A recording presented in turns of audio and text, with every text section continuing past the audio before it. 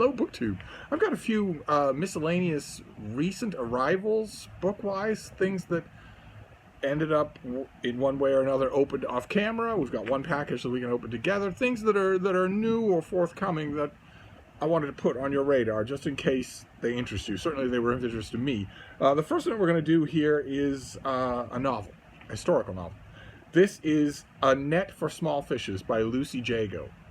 And that, I guess, is going to be the US cover. Pretty sure that's completely different from the UK cover. And this is, once again, just a bound galley, so I don't have any preliminary information for you at all here. Let's see what we can find out together. Lucy Jago also wrote The Northern Lights and Montague House. And this is historical fiction set in 1609. So we have Frances Howard, the Countess of Essex. We have Robert Devereux. More countesses. Thomas Howard, the Earl of Suffolk. Henry Howard, the Earl of Northampton. Robert Cecil. James VI of Scotland, and James, who's also James I of England and Ireland. Prince Henry, his heir. Sir Thomas Overbury. Sir Robert Carr. So there's a large cast of historical figures at the beginning of this. I believe this is 2 figures. Yeah, I don't have any information on this at all. Wow, that's a kind of an odd. I swear, this was opened off camera, but this was all there was, and that's kind of strange. I guess you can look this up. It's already been out in the UK, I'm pretty sure. Let's just see what the opening is like. Let's say you didn't know anything about it yourself, and let's see if it intrigues. This is how the book begins. The servant led the way as if into battle, his torch throwing monstrous shadows of my form against the walls. Fog muffled the light and dewed the stone, D-E-W-E-D, very good, and dewed the stone, although mid-morning the place felt just to be waking. As we threaded our way through the maze of passages, the cries of a woman disturbed the torpid peace. The servant sped up. It troubled me that we charged toward the sounds of anguish. I confess, so that you hold no illusions of me, I have never learned to govern most of my faults, nor even tried very hard, especially those of ambition, curiosity, and pride. A godly woman would have run from that place as from the maw of hell. Everyone knows that the jeweled facade of courtiers thinly veil their greedy, scurrilous, vain, lascivious souls. Me, I rushed in. Crossing the inner courtyard, we passed a fountain on which figures in pale marble wrestled, their naked limbs frosted by the English winter. The water at their feet was stopped, and a stench rose from the puddle in its scalloped bowl, yellow with the piss of noblemen and their dogs. Even the places these people relieved themselves were not ordinary. We arrived on the 3rd floor of a building against the Thames and entered a large apartment. Here the crying was loud enough to be described as wailing without risk of exaggeration, although the people standing in the entrance hall ignored it. I twisted my head about like a pigeon. Every surface glowed with polish, tapestry, or gilt. The air itself perfumed with such exotic scents that my nose was as greedy as my eyes for the extravagance with which I was enveloped. A tall gentleman arrived to attract the servant's attention. He accompanied a man clutching a drawing board, a painter, I assumed, but the servant ignored them, and I was chivied through the series of magnificent rooms, glinting even in the dull January light. Too soon we reached the door, upon which he knocked, gave a look that said, "God's blessings, you'll need them," and fled. The door was unlatched, and an old eye looked at me blankly through the crack. "I am Mistress Anne Turner, wife of Dr. Turner," I announced, over the noise from within. "I have been summoned." The servant opened the door on a scene fit for the Globe, the theater, that is, so melodrama. The movies, fit for Hollywood is what we would say. 100 candles illuminated the tableau of a woman, a girl really, on her knees and sobbing. Long chestnut hair swung about her blotchy face, giving the appearance of a lunatic, an impression heightened by the undershirt slipping off her shoulders, kept up by nothing but a black armband. In one hand she clutched a string of pearls, while the other was buried in the silken pelt of a small white dog that whined each time she howled. The chamber appeared to have been ransacked. The contents of a sewing box were strewn upon the floor among shoes, undershirts, bird droppings, and a little pile of dry dog turds. From the bed canopy swung a green parrot and circling like distressed mayflies were 3 maids, the ancient one of whom had opened the door, the 2 very younger ones holding lace-edged handkerchiefs, hairbrushes, and wine. As another of my faults is to not know my place as well as I should, I stepped forward. "My lady," I said, with a deep curtsy, for this unhappy creature was the Countess of Essex. Frances Howard. She was wife to an earl, daughter to an earl, great-niece to an earl, and lady-in-waiting, second rank, to the Queen. The Howards were as close to the king as his own family. Oftentimes they appeared more favored. I had not seen Frances in the 3 years since her wedding, nor had I even ever known her intimately, but we were acquainted, both our families being Catholic and living within a short distance of each other in the country near Saffron Walden. "My husband is Dr. Turner, your husband's physician." She gave no indication of having heard me. Slowly, however, after much hiccuping and sniffing, her crying subsided. The silence that ensued was not of a peaceful kind. No one moved. The fire did not spit. All eyes were on the bowed figure. Even her dog gazed into her face with concern. As her stillness became unbearable, she extended an arm. Without hesitation, the maid with the cup stepped forward and placed it in the girl's outstretched fingers. She drained it and sat back on her heels. With eyes closed, she pushed her hair back from her damp face. Only then did she look at me. Although her cheeks were mottled with crying, I still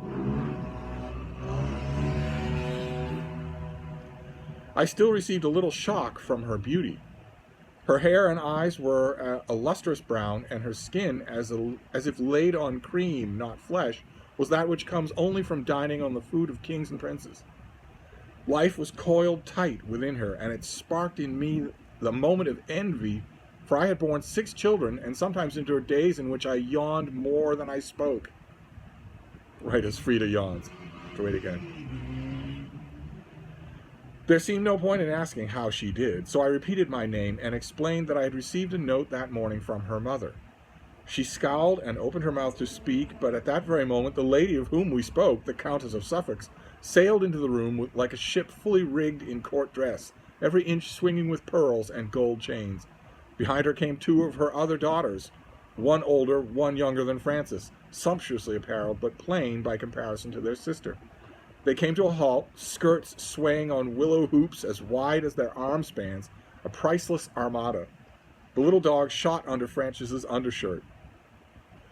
Okay, I am sold. Obviously, I am sold. That's fantastic. That's a fantastic opening. That's fantastic historical fiction.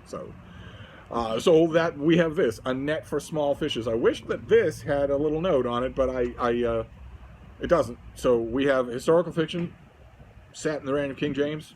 That's really, really well written. We know that, at least. Then we'll move to the next thing here that was already opened. And this will be familiar to a lot of you, or at least the brand name will be. This is, for our Stars and Giroux, the American publisher. They have poetry anthologies. They do regular and poetry anthologies. And this is the new poetry anthology celebrating FSG's 75th year as a publisher. So this is edited by Jonathan Galassi, who is the president of FSG, and by Robin Cresswell. And it is a poetry anthology, just a big, generous poetry anthology. So let's see. I don't have a sheet for this either, but I do have a description on the inside. Poetry has always been at the heart of Farrar, Straus and Giroux's identity, ever since Robert Giroux first brought T.S. Eliot to the company. FSG's personality and literary profile have been defined by both the poets and the prose writers who have made it an imprint with a unique place in American letters. An important place in American letters. Unique? The FSG Poetry Anthology includes work by every one of the more than 100 poets FSG has published in its 75-year history. Robert Lowell, Elizabeth Bishop, John Berryman, Randall Jarrell were central to the first generation of those poets, followed by the international figures like Nobel laureates Nellie Sachs, Seamus Heaney, Joseph Brodsky, and Derek Walcott. Over time, the list expanded to include John Ashbery, C.K. Williams, Charles Wright, Grace Paley, Yehudi Amichai, Paul Valéry, Marianne Moore, Ted Hughes, Adam Zagajewski. Today, okay, it goes on to just keep listing names. Poetry and prose are 2 indissoluble sides of the same coin. Believe that, do you? This anthology offers a unique perspective on both the contemporary literature of the past 3 generations. Poetry and prose are 2 indissoluble sides of the same coin. This anthology offers a unique perspective on the best of contemporary literature over the past 3 generations. Take a little stroll through here. I haven't actually done that, but you will indulge me. Yes, it's as I expected. There is no prose in this book.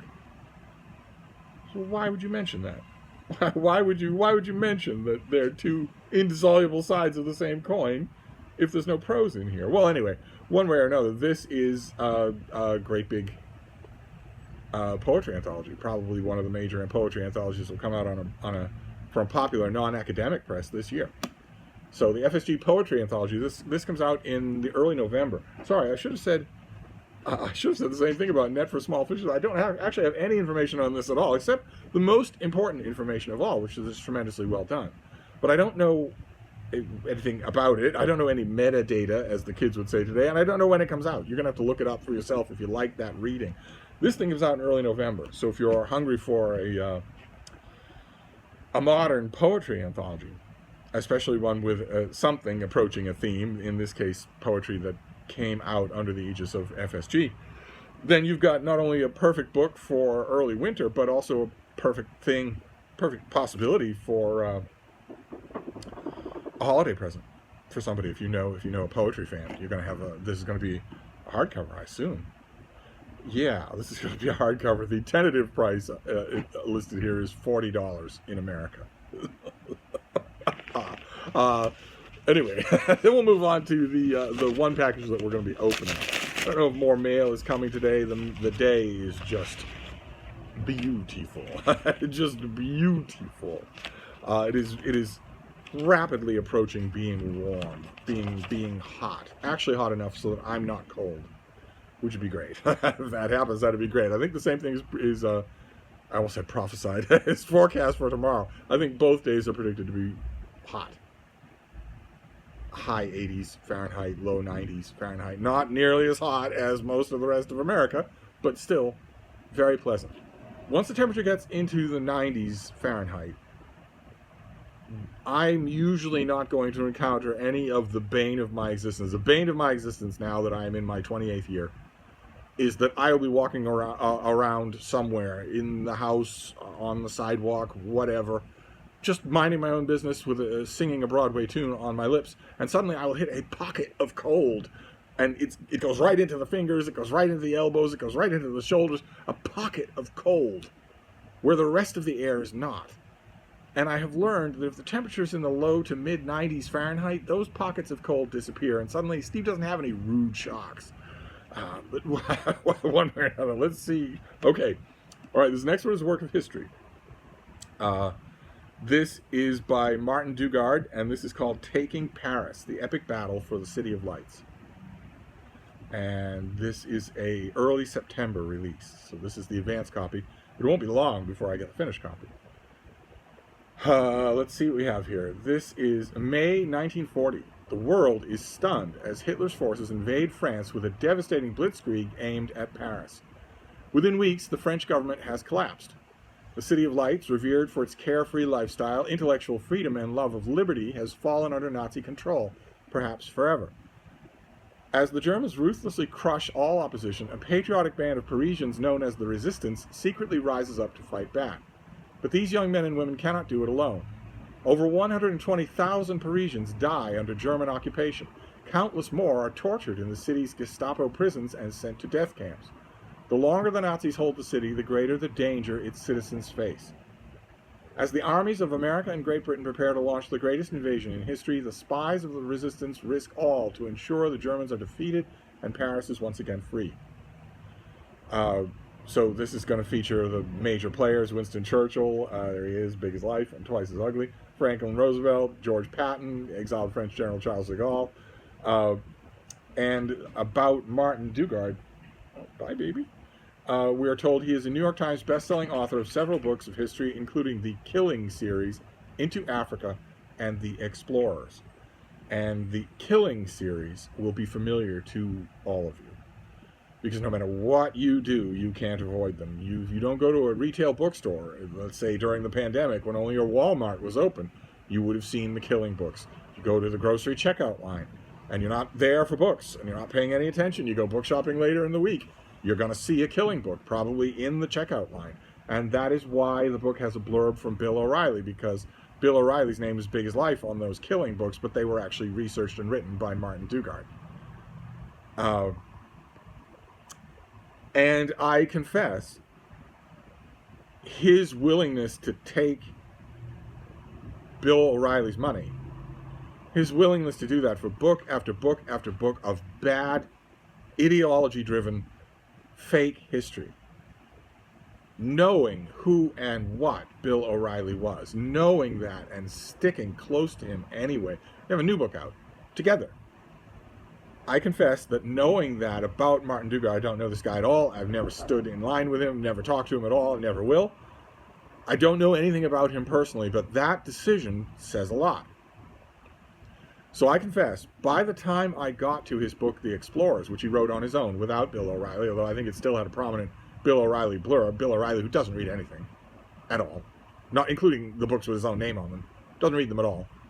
And yet there are certain extreme neo-Nazi think tanks that consider him one of today's foremost historians. One of them actually described him that way on a billing. One of today's foremost historians, Bill O'Reilly. Somebody who David Letterman quite correctly and publicly on air referred to his face as basically a goon. I thought that was funny in a pitiable kind of we're all doomed way, that he would be called one of the era's great historians, when not only could Bill O'Reilly not name any of the era's great historians, but neither could anybody who wrote that bit of fluff. But I confess, knowing their close association had ill-disposed me towards Martin Dugard when I got to his book, The Explorers. And I found a terrible, terrible book. Really, it didn't have so much of the naked, we all wish we could go back to the way things used to be, neo-Nazi ideology that drives the so-called American conservative movement today, that totally embodies it today. That kind of, we all know the answers to these things. Come on, we all know this. This is Bill O'Reilly here is a guy who left his job because he was facing the mother of all lawsuits and probably the rest of his life in jail if he didn't, for innumerable reports of sexual harassment at the Fox network.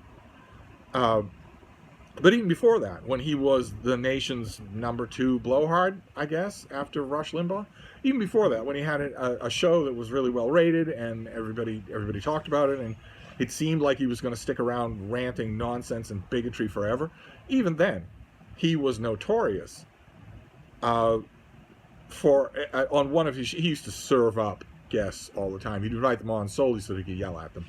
He tried it with the former talk show host Phil Donoghue. Didn't go well. Didn't go well at all. You don't shout down somebody, first of all, whose surname is Donoghue, and you don't shout down somebody who made a career when you were still a greasy-faced punk out of shouting down people on camera. The classic sort of nuclear line that O'Reilly had whenever he called on one of these guests to yell at is the sort of either vague or explicit threat that if you go down that road, Buster, I'll throw you right off this set. And it doesn't work when you do it with someone like Phil Donoghue. Phil Donoghue is immensely better loved than Bill O'Reilly. And it was at that moment, I think it was at the moment in that interview where Bill O'Reilly predictably tried that he realized it wasn't going over even with his own apparatchiks in the studio. They all liked Phil Donoghue better than they liked him. And Donoghue was making better points because O'Reilly never made any good points. But he was famous even then. He had one of those guests that he used to call onto his show to yell at, was a famous member of the New Atheists, one of these talkers from 10 years ago that used to get booked everywhere to make the atheist case.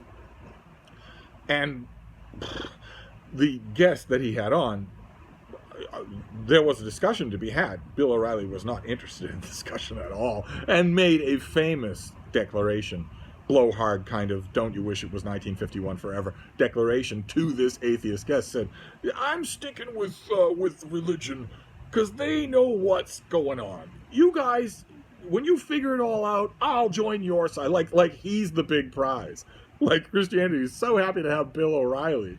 I mean, yeah, this Jesus guy is okay, but we're really happy that we have Bill O'Reilly. Bill O'Reilly, of course, isn't aware of the fact that there are any other religions in the world. He knows about Islam because he knows to hate it. But he has no idea that half of the humans on Earth are polytheists. None whatsoever, and it doesn't matter. It would never, But during that yelling session at that atheist, he said, the tide comes in, the tide goes out. You can't explain it. the atheist just went, everyone in the audience just went, moments like that always come to you by surprise. That's where staircase humor comes in. But the perfect response would have been, well, maybe when you finish filming, you can contact one of your grandchildren and they will explain to you why the tide comes in and the tide comes out. We've actually known that since Aristotle. It's not exactly an impenetrable mystery of the universe. But anyway, Bill O'Reilly's gone, and he can't sell tickets even to an event with Donald Trump as his co-star. So I'm not really railing against him. I'm railing against his Quisling, his collaborator. And so on this channel, when I talk about new and forthcoming books, I talk about the Bank of Steve. Where do you stand in the Bank of Steve? How good is your track record? And Martin Dugard's track record is about as bad as it gets. Not only did he collaborate for a long time with the prototypical racist, sexist, fascist, lying moron before one became president, but the one book of his that I've read on his own was objectively terrible. It lacked ideology, but it also lacked accuracy. If I remember, I will leave a link to that review down below, just so that you know, a lot of you are going to be interested in this thing. Subject matter was made absolutely famous by the great reporter William Shirer, who did a big book called The Fall of the French Republic. What was it? Is it the Third Republic? It was that big white hardcover. I don't actually have a copy at the moment, or I'd be able to look across the room and see what it is. But it was his examination of why and how France fell so quickly and so completely. And it's going to bother me now. The collapse of the Third Republic, I think it is. I'm not even going to bother to look in Martin Dugard's bibliography, because his bibliography, it'll be all Bill O'Reilly books. It won't be any research. Or maybe not. Maybe he has learned the error of his ways. Maybe this is a totally new author. I will certainly give it a try. I'm hoping that it's not just... I'm hoping that it's not just what all of the quote-unquote Bill O'Reilly books are, which is Bill O'Reilly sitting down in his favorite battered easy chair, having already had too much to drink and planning on drinking more in the evening, and queuing up the movie Patton for the 150th time. I'm hoping this isn't that. I really am. I'm hoping this isn't that. Because that drives me nuts. And that kind of so-called history writing is more common than you would think. Or maybe not. Maybe you would believe it. One way or another, I will try my hardest to be completely objective when it comes to this thing. In fact, I'd almost want to read it like I read this, knowing nothing about it. That would be ideal in a case like this, where the name is going to be distracting me just a little. It would be nice to get this without anything. Of course, books aren't set out that way, but it'd be nice to get this without anything. But I'll give it a try. I'll give it a try and see, and I will report back. So we have Taking Paris. Another thing that wears me about this is that it's got the gerund, right? All the Bill O'Reilly books had killing, the gerund at the beginning of the title.